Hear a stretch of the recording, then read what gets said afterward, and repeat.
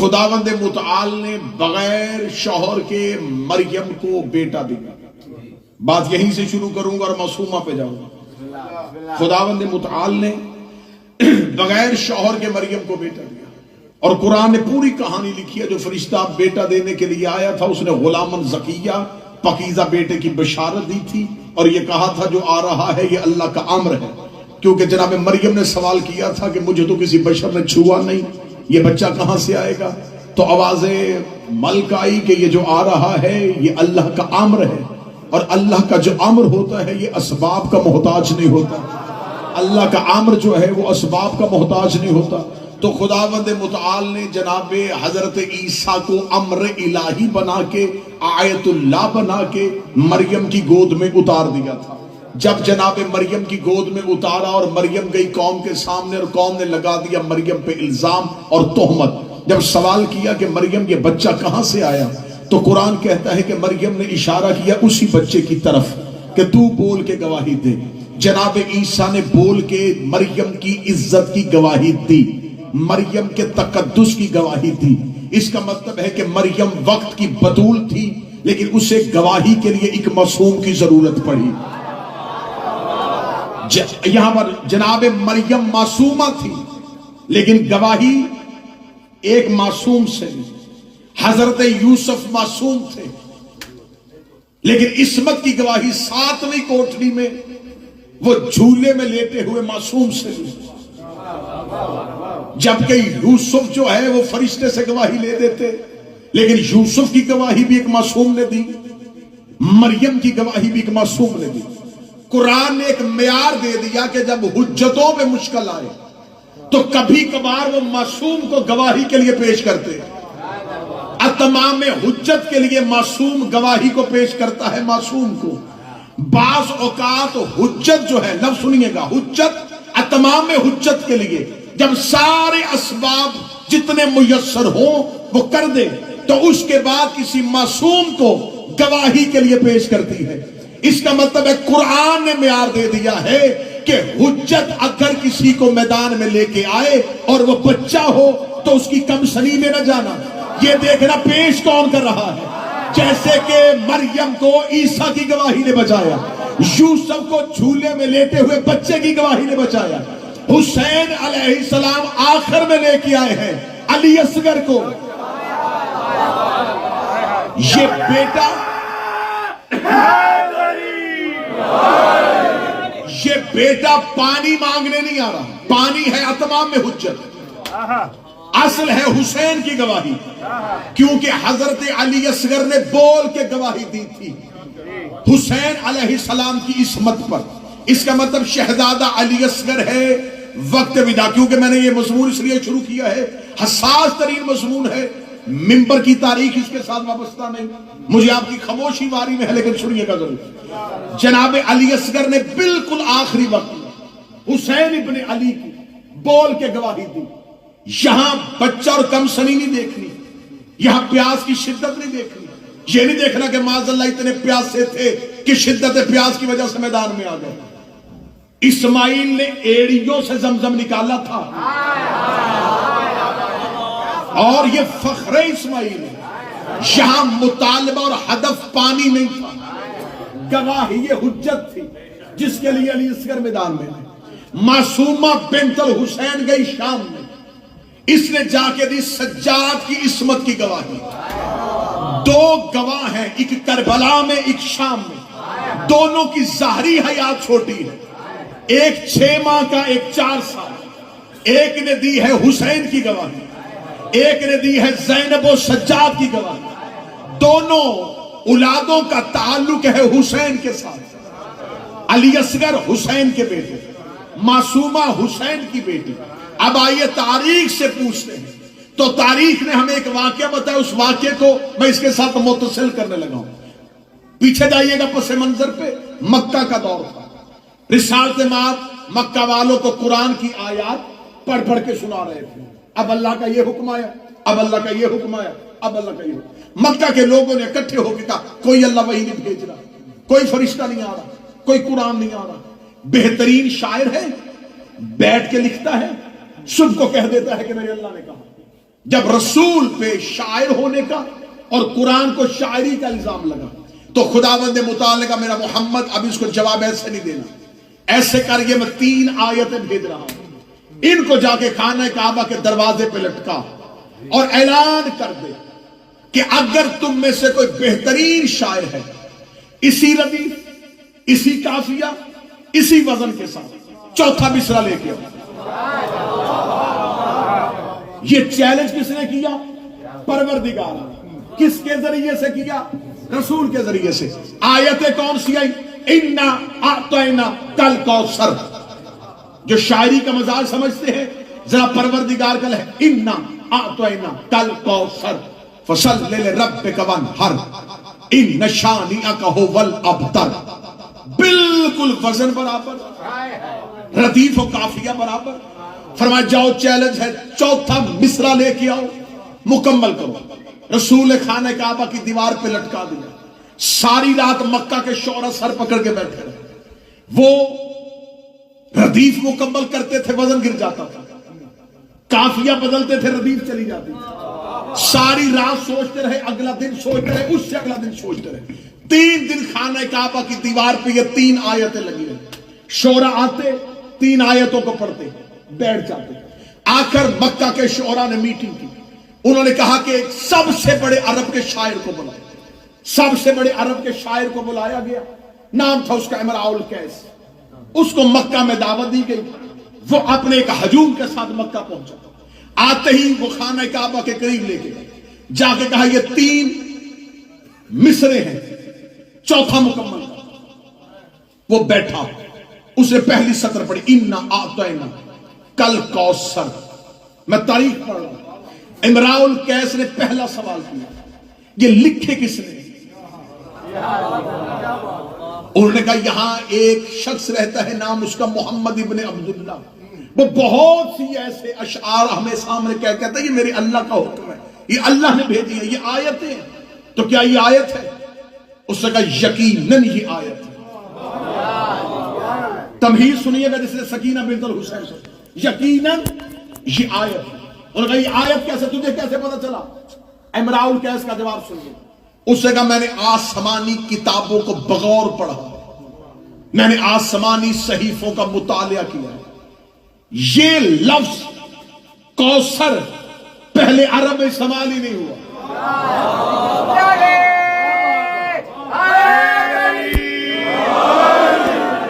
اتنا پاک اور پاکیزہ لفظ تھا، یہ عربوں کے ہاں یہ رواج ہی نہیں ہے۔ اتنا عزت والا لفظ عرب میں پہلے استعمال نہیں ہوا۔ اب وہ سر پکڑ کے بیٹھا، اِنَّا أَعْطَيْنَاكَ الْكَوْثَرَ فَصَلِّ لِرَبِّكَ وَانْحَرْ إِنَّ شَانِئَكَ هُوَ الْأَبْتَرُ۔ اس نے کاغذ قلم اٹھایا، اسے 4تھا مصرع لکھ دیا، ما ھذا کلام البشر۔ قافیہ بھی وہی، زمین بھی وہی، وزن بھی نہیں گرا، شعر لکھ دیا، ما ھذا کلام البشر، یہ کسی بشر کا کلام نہیں ہے۔ چیلنج پورا کیا لیکن شکست کے ساتھ، چیلنج پورا کر دیا، اس نے 4تھا مصرع برابر وزن پہ لیا لیکن ساتھ اعتراف کر دیا یہ کسی بشر کا کلام نہیں، مان گیا کہ یہ اللہ کا کلام ہے، ما ھذا کلام البشر، یہ کسی بشر کا کلام نہیں۔ 4تھی سطر لکھ دی، رسول کو خبر ہوئی، رسول آئے، شعراء سر جھکا کے بیٹھے تھے کہ ہمارا مقصد تو یہ تھا کہ ہم یہ ثابت کرتے یہ کلام پروردگار نہیں۔ اس نے تو 4تھے مصرے میں کہہ دیا یہ کلام پروردگار ہے، یہ کسی بشر کا کلام نہیں۔ رسالت امام نے کہا یہ 4تھا سطر کس نے لکھی ہے؟ کہا امراء القیس نے لکھی ہے۔ رسول نے ہاتھ پکڑا، رسول ہاتھ پکڑ کے خانہ کعبہ کے باہر لے کے گئے۔ رسالت امام نے بٹھا کے کہا تو نے دی ہے قرآن کی عزت کی گواہی، تو نے مکے میں دی ہے قرآن کی صداقت کی گواہی، تو نے مکہ میں قرآن کی صداقت کی گواہی دی ہے، تو وزن مکمل کر چکا تھا، تو اپنی مرضی سے بھی شعر لکھ سکتا تھا لیکن تو نے اللہ کی ربوبیت میں اور قرآن کی صداقت پہ گواہی دی۔ اب مانگ کیا مانگتا ہے؟ امراء القیس نے مصطفیٰ کے قدموں پہ ہاتھ رکھے، اس نے کہا نہ انعام لینا چاہتا ہوں نہ جزا لینا چاہتا ہوں، انعام چاہتا تو یہ مکہ کے شعراء دے رہے تھے، انعام نہیں مانگتا، صرف ایک حسرت ہے وہ پوری کر دے، سفر بھی کر لیا ہے اور پڑھ بھی لیے ہیں تیرے. اب مجھے صرف اتنا بتا یہ کوثر کیا ہے؟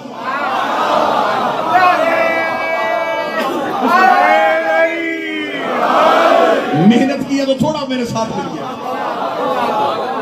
میں نے روایت سے ہٹ کے عام روایاتی مجلسوں سے ہٹ کے میں نے شروع کیا. مجھے بتا یہ کوثر کا ادراک کیا ہے؟ یہ کوثر کا معنی کیا ہے؟ یہ پہلی بار لفظ استعمال ہوا ہے.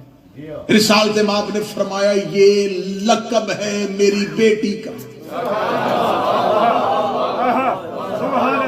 لفظ کوثر کی معرفت امراء القیس کو رسول نے عطا فرمائی. امراء القیس نے لفظ کوثر کی مصطفیٰ سے معرفت لی اور مکہ سے چلا گیا.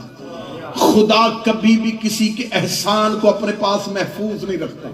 خدا قرض کے بدلے دے دیتا ہے. وہ آج بھی کہتا ہے 10 دنیا 70 آخرت. جہاں تم کسی پہ کرو گے میں وہاں تمہیں دے دوں گا. خدا کسی کا قرض نہیں رکھتا. امراء القیس نے دی تھی قرآن کی عزت پہ گواہی, قرآن کے تقدس پہ گواہی, قرآن کی طہارت پہ گواہی.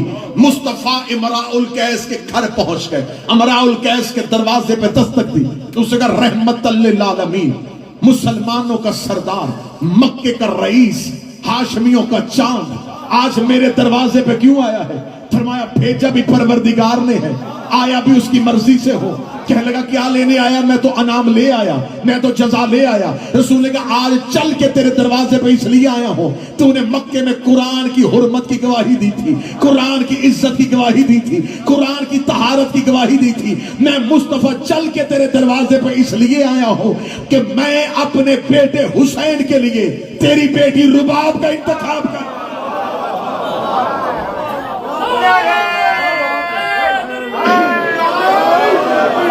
اللہ نے چن لیا ہے آسمان حسین ابن علی کے لیے تیری بیٹی رباب. یہ شہزادی آ گئی حسین ابن علی کے گھر. اب ذہن میں رکھنا کہ باپ نے کیا دیا تھا؟ قرآن کی گواہی. باپ نے دی تھی قرآن کی عزت میں گواہی. اللہ نے اس بی بی کو 2 اولادیں دی, دونوں بنی قرآن کے وارث کی گواہی. شہزادہ علی اصغر کربلا میں وہ معرکہ سر انجام دیا جو کام حملوں سے نہیں ہوا تھا, مسکراہٹ سے کیا. علی اصغر نے کربلا میں حسین ابن علی کی گواہی دی. اب چلی گئی یہ معصومہ سید الساجدین اور بنت امیر المومنین کے ساتھ. اب شہزادی معصومہ کا کردار کیا ہے؟ اب میں یہاں کتاب کا حوالہ کیمروں کی موجودگی میں دے لگا. کتاب کا نام اسرار الشہادہ, لکھی آقا دربندی نے. آقا دربندی مذہب جعفریہ کے علماء میں سے وہ عالم دین ہے جس نے اولین مقاتل میں سے مقتل کو لکھا تھا. آقا دربندی نے اپنی کتاب اسرار الشہادہ میں لکھا کہ زینب بنت علی نے خطبہ دیا تھا دربار شام میں. پھر لفظ سنیے گا, بی بی زینب نے جو خطبہ دیا تھا وہ یزید کے دربار میں دیا تھا. سکینہ بنت الحسین نے جو خطبہ دیا وہ یزید کے گھر کے اندر دیا. بول کون رہی ہے؟ تسکین قلب حسین. جو قریب بیٹھے میرا ساتھ دیتے ہیں. تسکین قلب حسین, حسین کے دل کا سکون, حسین کے دل کا سکون. پڑھوں جملہ دیے, حسین کے دل کا سکون. حسین بے دل کے دل کا سکون ہے. جو بے دل کا سکون ہو یہ اس کا سکون ہے. شہزادی دے کے کہتی ہے تعریف ہے اس اللہ کی جس نے میرے دادا کو ولایت دے کر اپنے عہد کو پورا کیا. غدیر پہ خطبہ دینا آسان تھا. 1.25 لاکھ صحابہ میں علی کی ولایت پڑھنا آسان تھا. یزید کے گھر کے اندر کھڑی ہو کے بی بی نے جملہ کتنا پڑھا گا, اسی ایک جملے پہ رک جاؤں تو 1 گھنٹہ مجلس ہو جائے. بی بی نے کہا میرے دادا علی کو ولایت دے کے اللہ نے وعدے کو پورا کیا. بی بی نے یزید کے گھر کے اندر کھڑے ہو کے گواہی دی ہے کہ ولایت علی کا اعلان رسول نے محبت میں نہیں کیا تھا، اللہ نے وعدے کو پورا کیا تھا۔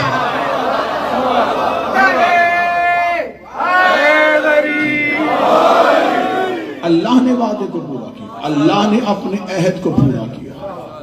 ہم ہی وہ ہیں جنہوں نے پہلی بار پروردگار کا زمین پہ سجدہ کیا تھا۔ یہ نہج البلاغہ کی بیٹی بول رہی ہے۔ سکینہ بنت الحسین نے دیکھ کے کہا ہم ہیں وہ جنہوں نے زمین پہ اللہ کی اذان کو روشن کیا، ہم ہیں وہ جنہوں نے انبیاء کی محنت کو قبول کروایا۔ بی بی دیکھتی یہاں سے چند میلوں کے فاصلے پر میرے بابا حسین نے، یہ دیکھو یہ قتل پہ احتجاج بھی ہے اور باپ کی تعریف بھی ہے، یہاں سے چند میل کے فاصلے پہ خطبہ ہے سیدہ سکینہ کا، یہاں سے چند میل کے فاصلے پر میرے بابا حسین نے سجدے میں سر رکھ کے ان کی ربوبیت کو اور نبی کی نبوت کو محفوظ کر کے تمہارے باپ دادا کے شجروں سے پردہ اٹھایا۔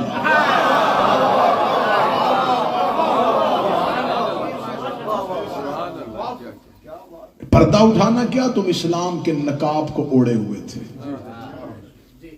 یوں دربار میں کھڑی ہو کے، گھر کے اندر کھڑی ہو کے قصر یزید کے، جس نے یزید کے دربار کا نقشہ بدلا اسے زینب کہتے ہیں، جس نے قصر یزیدیت کو اڑا دیا اسے سکینہ کہتے ہیں۔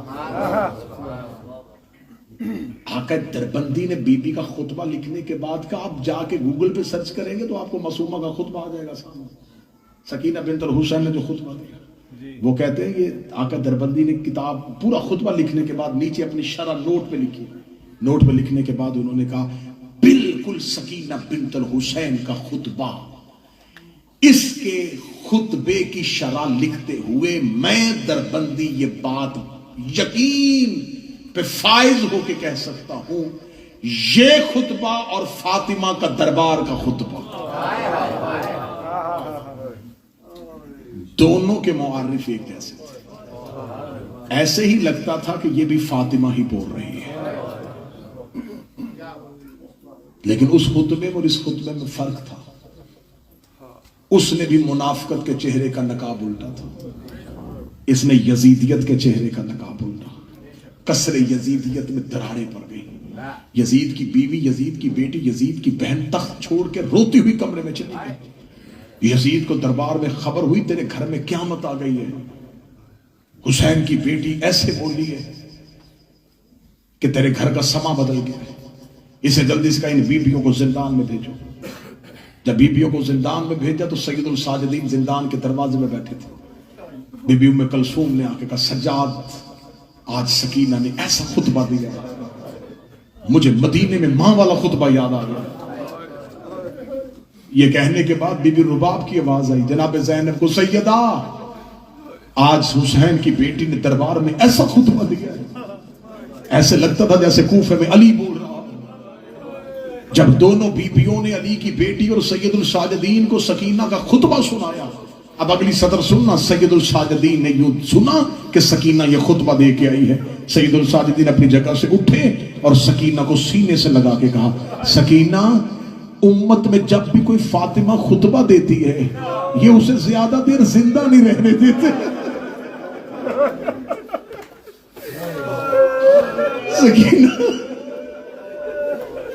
سکینہ اب سجاد ڈر گیا ہے،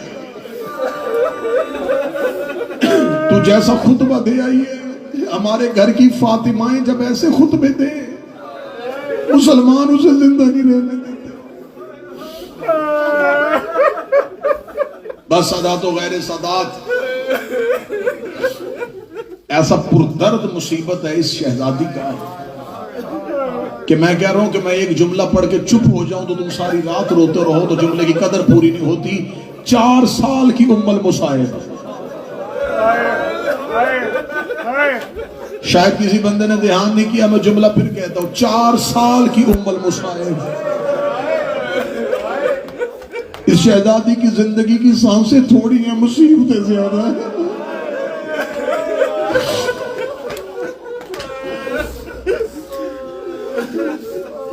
ایک دن زندان میں جا کر سید الساجدین کی کڑیاں ہلائی رو کے کہتی ہے سجاد میں تجھے زیادہ تکلیف نہیں دیتی، سجاد میں تجھے اپنے زیادہ درد نہیں بتاتی، لیکن سجاد آج میں تجھے بھائی بن کے نہیں، میں یتیم بن کے تجھے امام سمجھ کے کچھ بتاؤں۔ سجاد رو کے دے سکینہ بول، رو کے کہتی ہے سجاد میری پسلیاں شہید ہو گئی۔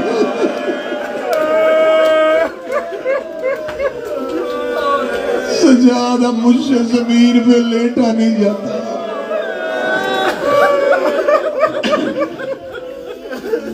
ایک عرب کی عالم دین نے کتاب لکھی تھی من الفاطمہ الی الفاطمہ، فاطمہ سے فاطمہ تک۔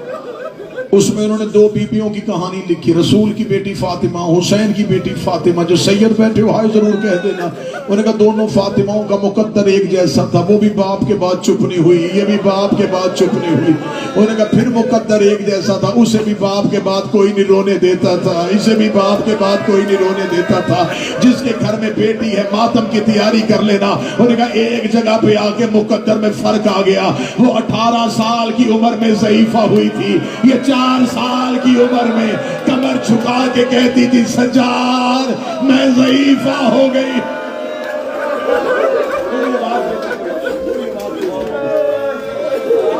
سجاد میں ضعیفہ ہو گئی، سجاد میں ضعیفہ ہو گئی ہوں، سجاد میں ضعیفہ ہو گئی ہوں۔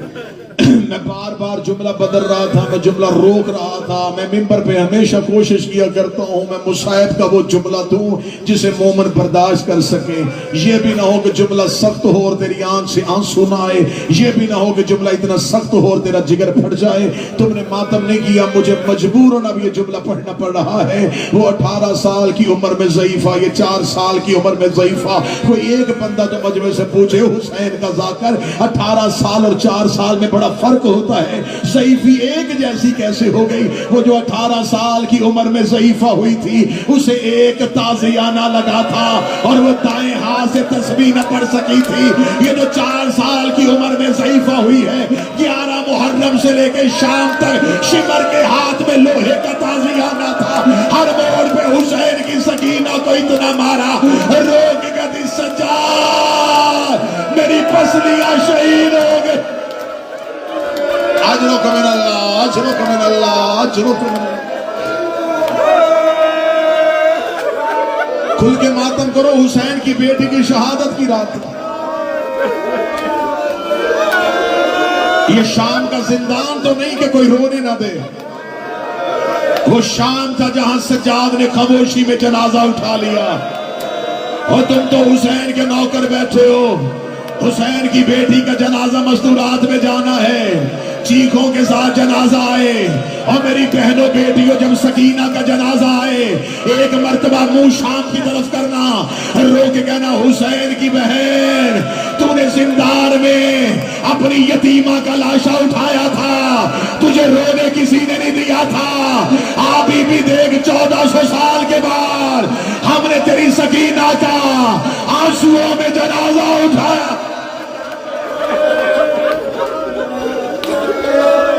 ملاقاتیں پڑھنے دینا مجھے، میں نے فضائل مختصر کیا، فضائل بھی معصومہ پڑھا، مصحف بھی مجھے صرف معصومہ پڑھنا ہے۔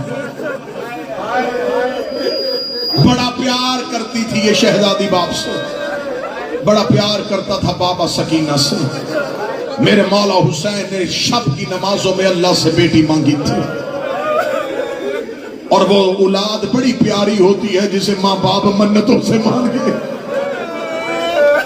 میرے مولا حسین نے تہجد کی نمازوں میں کہا تھا میرے اللہ تو نے مجھے نانے کی شکل والا بیٹا دیا، میرے اللہ مجھے ایک بیٹی دے جو میرے سینے کے بغیر سو نہ سکے۔ اللہ نے بیٹی دی، حسین نے نام ماں کے نام پہ فاطمہ رکھا۔ عرب والے رقیہ کہتے ہیں، بر صغیر والے سکینہ کہتے ہیں، نام ایک ہی ہے۔ رقیہ کہتے ہیں تعویذ کو، سکینہ کہتے ہیں دل کے سکون کو۔ حسین کہتے ہیں میرا اس گھر میں دل نہیں لگتا جسے میری سکینہ نظر نہ آئے۔ 10 محرم عصر عاشور تک بیٹی باپ کے سینے پہ رہی۔ میں ملاقاتیں پڑھوں گا، شہادت نہ میں پڑھ سکتا ہوں تم سنو گے، ملاقاتیں سن۔ 10 محرم کی عصر عشور تک بیٹی باپ کے سینے پہ رہی.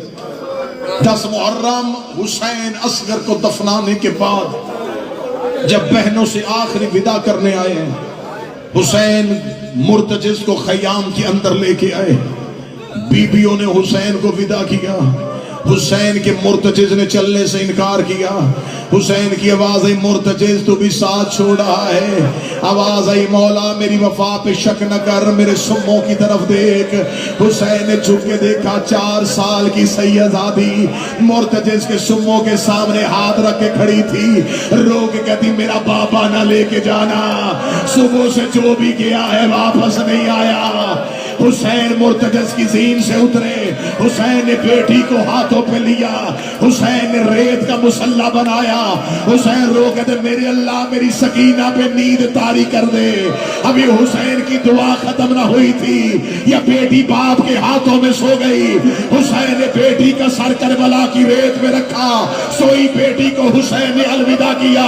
حسین مقتل میں چلے گئے. ادھر حسین گھوڑے کی زین سے گرے. گرتے ہوئے حسین کی آواز ہے میرے اللہ میری سکینہ جگا دے. سکینہ دروازے پہ آ گئی. روک دی اما فضا کوئی مجھے میرا بابا ملا لے. اجرک من اللہ اجرک من اللہ.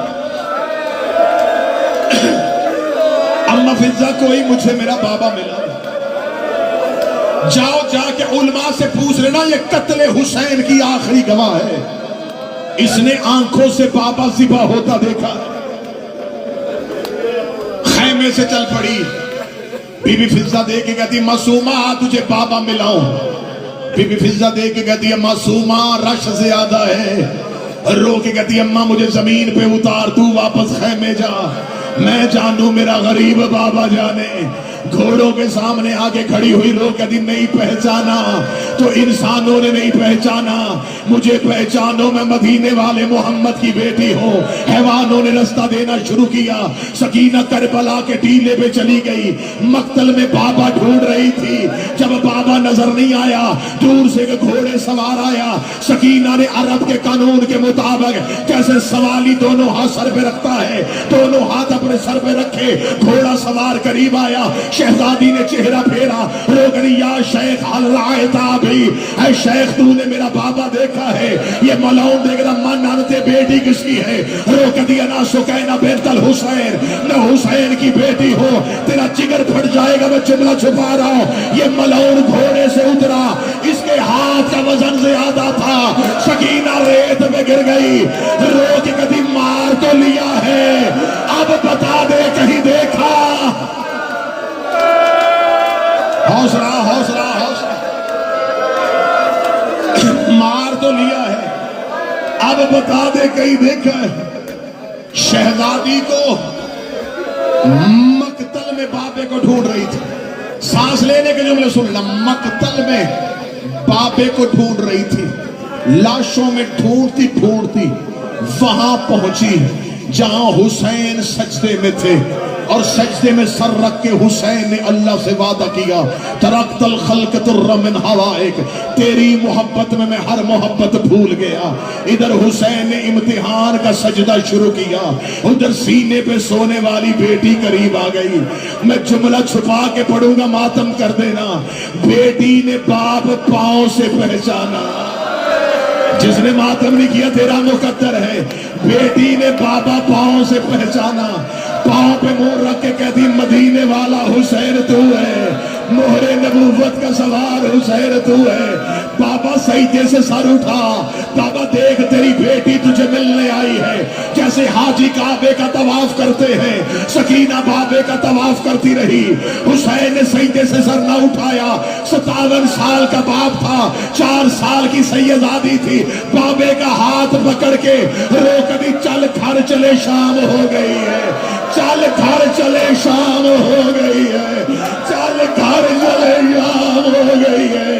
بابا تیری بہنیں دروازے پہ تیرا انتظار کر رہے. جب مولا حسین کا سر سجدے سے نہ اٹھا چند قدم پیچھے ہٹی. رو کے کہتی چل سکینہ واپس چلے. اجڑے ہوں کو کوئی نہیں پہچانتا. 7ویں قدم پہ سکینہ گئی تھی یا کربلا میں زلزلہ آیا, عرش الہی ہلنا شروع ہوا, خوروں نے تاج پھینک دیے, آواز پروردگار آئی حسین واپس بلا لے.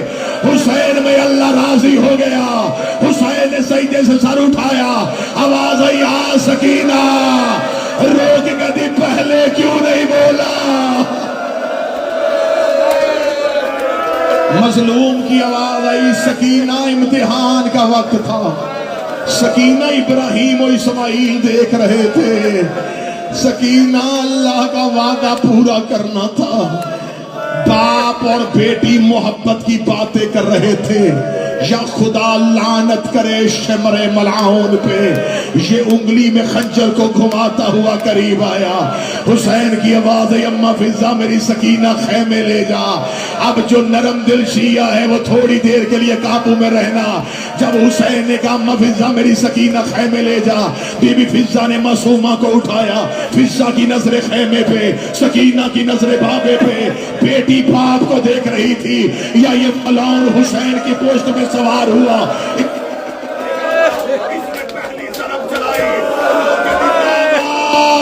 میرا 3 دن کا پیاسا, اس نے دوسری طرف چلائی, رو کے کہتی میرا مظلوم بابا. اس نے تیسری طرف چلائی, رو کہتی عباس کی موت کا مارا ہوا ہے. اس نے چوتھی طرف چلائی, رو کہتی اکبر کی موت کا مارا ہوا ہے.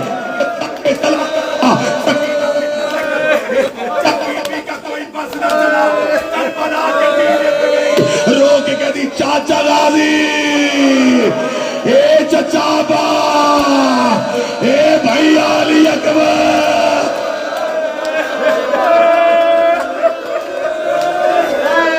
چچا عباس, اے بھائی علی اکبر, اٹھو میرے شیرو, میرا بابا غریب ہو گیا. شہزادی ٹیلوں پہ ایسے دوڑی جیسے اسماعیل کے لیے ہاجرہ دوڑی تھی. جب معصومہ ٹیلے سے نیچے اتری, ماتم کی تیاری کرنا, جب معصومہ ٹیلے سے نیچے اتری, جہاں باپ چھوڑ کے گئی تھی وہاں پہنچی تو دھڑتا سر نہیں تھا.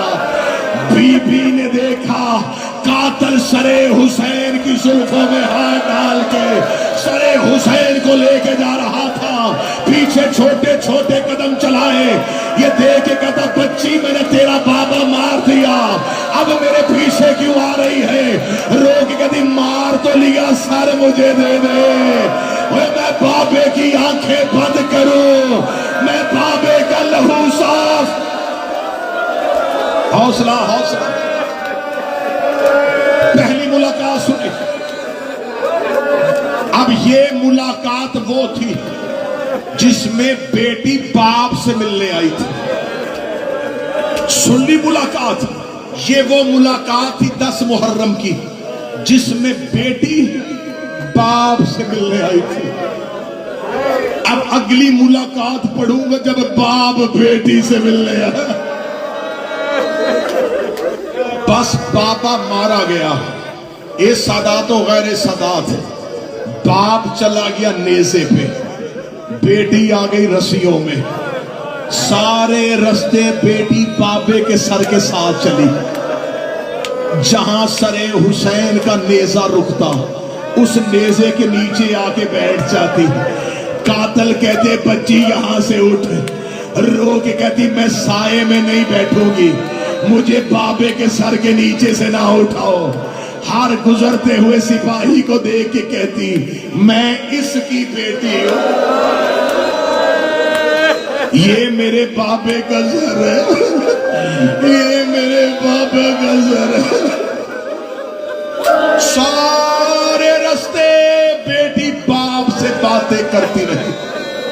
شام میں پھر ایک ایسا موقع آیا جہاں سر حسین چلا گیا صندوق میں, بیٹی چلی گئی زندان میں.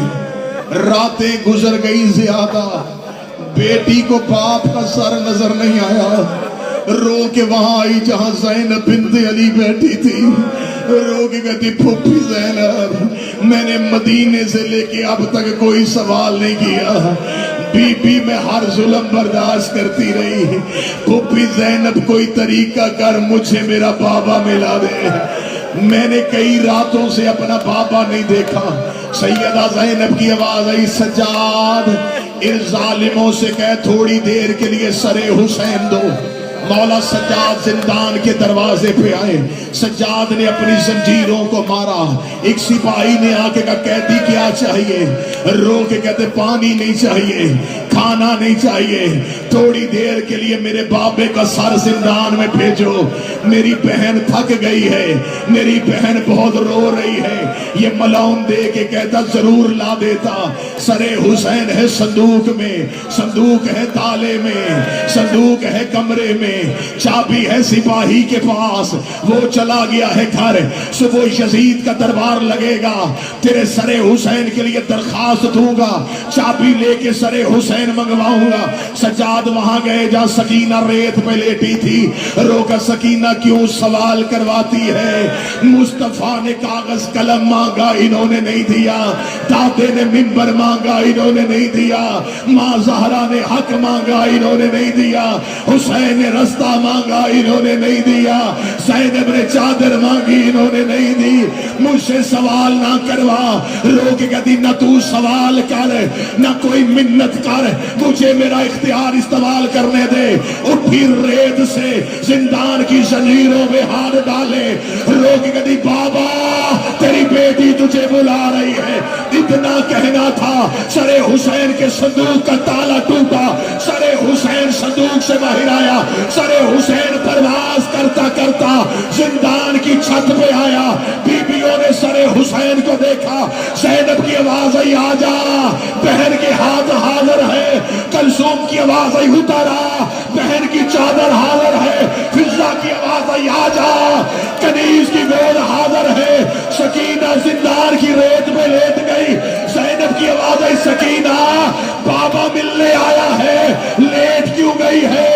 رو کے کہتی بابا آج تک میں اپنا سر تیرے سینے پہ رکھتی رہی, لاج اپنا سر میرے سینے پہ لا اپنا سر میرے سینے پہ لا. سر حسین اترنا شروع ہوا. سکینہ کے سینے پہ حسین کا سر آیا. بابے کے سر کو بازوؤں میں لیا. سر حسین زلف ریت سے بھری ہوئی, چہرہ لہو سے بھرا ہوا. معصومہ نے اپنے کرتے سے لہو صاف کیا, بابے کی آنکھوں کا خون صاف کیا. رو کے کہتی آنکھیں کھول, میں تجھے تماچوں کے نشان دکھاؤں. آنکھیں کھول, میں تجھے کانوں کا لہو دکھاؤں. آنکھیں کھول, میں تجھے جلا ہوا کرتا دکھاؤں. زینب کی آواز آئی سجاد سر حسین اٹھا لے. ان للہ و انا الیہ راجعون. 1 منٹ اور پڑھنا مجھے. ان للہ و انا الیہ راجعون. ماری گئی زندان میں حسین کی بیٹی, چلی گئی زندان سے وقت کی فاطمہ. بڑا رو لیا تم نے. اتنا ہی ہوتا ہے مومن کا رونا, اتنا ہی ہوتا ہے انسان کا رونا. بس ایک سطر اس لیے پڑھوں گا کہ تابوت معصومہ چیخوں میں آئے. 1 منٹ مجھے دے دینا, 1 منٹ مجھے دے دینا. مجھے بھائی سمجھو یا بیٹا سمجھو, ہاتھ باندھ کے پوچھ رہا ہوں, ساری زندگی تم نے منبر پہ علماء سے سنا ہے مولا سجاد نے بہن کرتے میں دفنائی ہے. میں غلط پڑھوں تو مجھے منبر سے روکنا. مولا سجاد نے سکینہ کا کفن اس کا وہی کرتا دیا. کیا سمجھ کے روتے ہو؟ غریب تھا سجاد, کفن نہیں منگوا سکتا تھا. جس کے باپ کا لباس جنت سے آ گیا تھا, وہ بہن کا کفن کیوں نہیں منگوا سکتا تھا؟ میں جملہ کھول کے پڑھوں گا, مجمع سے بندے نہیں جنازے اٹھیں گے. میں چھپا کے پڑھنے لگاؤں اور تو ماتم کر لینا. اگر اسی پہ ماتم ہو گیا تو اسی پہ سیدزادی کا جنازہ مستورات میں آ جائے گا. میرے سامنے ماتمی بیٹھے ہو، زنجیر زن بیٹھے ہو. ناظر بھائی ماتمی کرتا ہے 10 محرم کو زنجیر کا ماتم کرنے کے بعد تیزی سے قمیض پہن لیتا ہے، سارا دن ہلکے میں رہتا ہے. شام کو ماتمی گھر آتا ہے، بہنوں نے کرنے ہوتے ہیں بھائی کے زخم صاف. ماں آ کے کہتی قمیض آہستہ اتارنا، تیری قمیض تیرے زخموں میں پھنس گئی ہے، تیری قمیض تیرے زخموں میں رک گئی ہے. اللہ جانے تو ماتم کیوں نہیں کر سکا جو 4 گھنٹے زخموں کے ساتھ قمیض پہنے، اس کا کرتا نہیں اترتا پورا 1 سال. سکینہ وہی لباس، زینب کی آواز آئی سجاد پہن کرتے